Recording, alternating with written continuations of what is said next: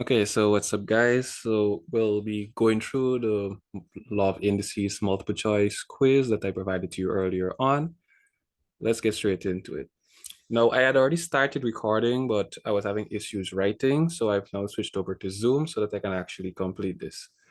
So what you actually see here is the first question, where we have 3x squared y cubed, and it's all raised to the 0 power.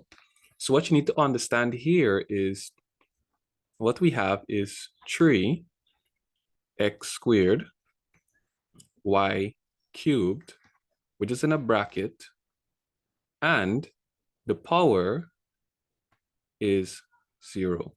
So what it means is that whatever is in this bracket has the power of 0.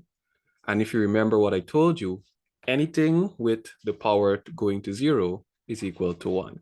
Therefore, the very first answer there that you have is going to be 1. Good. So from there on now, let's move on to the next question. So next question would be, use the power to the power rule to answer this question. So what we have here now is, using this, let me just increase it, is 2y raised to the 2/3, which is a fractional power, and then our power on the outside being 3. So what this is actually equal to is you're going to have 2 to the 3rd power, and we have y to the 2/3 power times 3. Now, if you don't understand what actually is happening here, remember anytime you have any number or a letter, by itself, the power is 1. So that's 1 times 3, so I just wrote it there as 3. So looking here now, what we can actually do, let me just put this in blue so you can understand that it's a power. We have to now cancel out.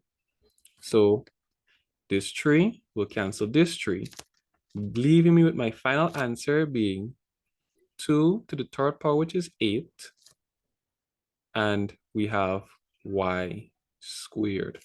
For those that don't remember, 2 to the 3rd power is equal to 2 times 2 times 2. 2 times 2 is 4, and 4 times 2 is 8. So the answer there would be 8y squared. Now, I'm not really going to be selecting the answers because I'm going to switch between annotate and then solving. So I'm going to try to complete this as quickly as possible, making this video as short as possible. So here we have another situation where we have something to the 0 power. Like before, anything to the 0 power is 1. So let's now move forward. We're at number 4 now. Let me just zoom in so you can keep the focus on the question that we're actually going to be working on. Great. So let's look here now. What we actually see is we have 3x cubed times 6x to the 8th power. So let's now identify a few things. We have the numbers being 3 and 6, and they're going to be multiplying. So what this means is 3 times 6 is going to give me 18. Let's get that out of the way right away. So what we have next, notice I'm using different colors so you could see it. We have x. We have an x to the 3rd power and an x to the 8th power. So what you're supposed to remember is with us having similar bases, and then we have the powers, what we now actually have is x, and we write the powers as 3 plus 8. Do you remember why we're adding the powers? If you remember it, just keep that in mind so you can understand what's about to happen next. So what we have is 18, and then we have our x, and 3 plus 8 is 11. So remember when you're multiplying and you have similar bases, you're to add the power. So 3 times 6 is 18. You must complete your multiplication. So let me just erase this off as we get into the next one. In the future, I'm going to ensure I have these things saved so that I can actually work them not in this exam style, but in a document. So let's look at number 5 now. Number 5 is relatively straightforward. We are just having to add the powers because if you look, we have all bases as P. So we're writing that we have P. I'm going to write the powers afterwards. We have another P and we have another P. Now looking at our powers, what we actually have would be 2, 3, and 6. Therefore, what we have, we write back our base, which is P, and now we have to add the powers. So we have 2 plus 3 plus 6. So what would that give you? We'd have here is P, 2 and 3 is 5, 5 and 6 is 11. Therefore, the answer is P to the 11th power. So we move on now to the next one. Now, the videos that I'll provide are generally for you to complete the quiz. And when you complete the quiz, if you have any incorrect, you can just come to this YouTube site when I provide you the link, wherein you would actually be able to see how you'd go about working each of these questions. All right, now for this one, I won't actually use the same approach because we can do this right here. We have 3 times 3 times 3 times 3 times 3 times 3. And we're told to put it in index form. Now, in index form, it means you have a base and you have your power. So notice you have your base. Let me just put power in blue as that's a pattern we've been following. And you have your power.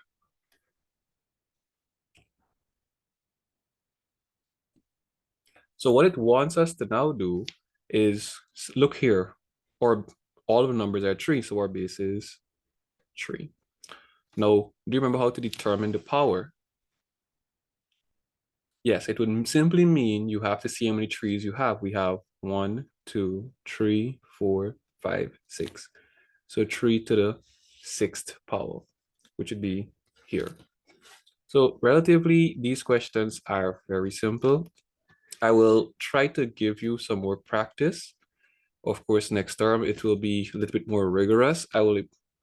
As I'm going to try more to get content out to you guys to get practicing for your mathematics. Like I told you, you're in grade 7. I tried to challenge you in class as much as possible. However, it seems though you need a lot more practice to be done, and that's what this online platform is for. You come on after each session, you do the work, and you submit it. I see your work, and I then, of course, upload the videos to help you understand how you go about solving it. The more you do the maths, the better you understand what it is that you need to do to pass your CXCs when that time comes. And of course, your end of term examination, that will be soon. I should say sooner. All right, so here is what is the correct law for multiplication. So if we look here, which is number 7, we have our base as A. And for multiplication, when our bases are the same, we simply add the powers. I really need to get back into my pattern, like always remembering that I need to be switching between colors. I don't normally use this platform, so it doesn't really click to me to just press the keys like I normally would. So I'm gonna start using clear all drawings from now on so that you're erasing all the time. All right, so we have to go now to number 8. Number 8 is another power to a power question. So let's set this up quickly. What we have is x to the half power. Let me write that smaller. Half. And it's raised to the power of 6. So notice the half power is for x. I'll go up and I'll explain the other one just now. So what we have is x to the half times 6. 2 ones 2, 2 3 6. Therefore, the answer is x to the 3rd power. So you may be like, oh, how we did this here, but when we did it earlier on, we had to multiply 2. So let me just go back up quickly so I could explain that again to you for those that, oh, I guess I haven't reached that one as yet. Yeah, I've been providing this information to a lot of students, so we'll get back there shortly. So let's see this. I'll have to clean up my approach. It's been a year since I actually sat and made use of this platform. All right, so let's look here now. So what we have, this is a bit longer. This is more like a grade 9 question, but if you apply your understanding, you'll be able to solve it. So we have x squared. I see again, I told you, I keep forgetting to switch the colors. X squared. Come on, I just switched it. Boom. X squared times what we have now is x cubed y, going back to my black since that's my default color. I said black, black, black, black. Good. And we have squared and it's being divided by y cubed. So let's get rolling with this. So we have x squared. I'm gonna try to do, remember again, this is power to a power. So this 3 that's with x is gonna multiply the 2 because of the bracket. So we're gonna have times x to the 3 times 2, which is 6. And then we have our y. Now, just for clarity, like I explained earlier on, y is by itself. So the power here is 1. And then that 1 is going to be multiplied by 2. Anytime that you see any number or letter without a power, the power there is 1. Good. So moving on, we do y cubed.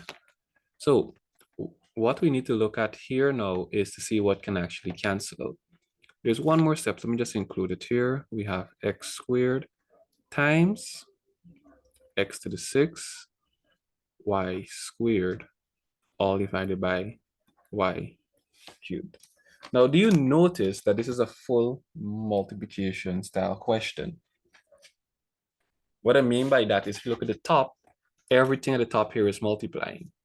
As a result, yeah, all right, I'll have to make sure I do it next time with switching between the colors because I normally just do it to the keyboard.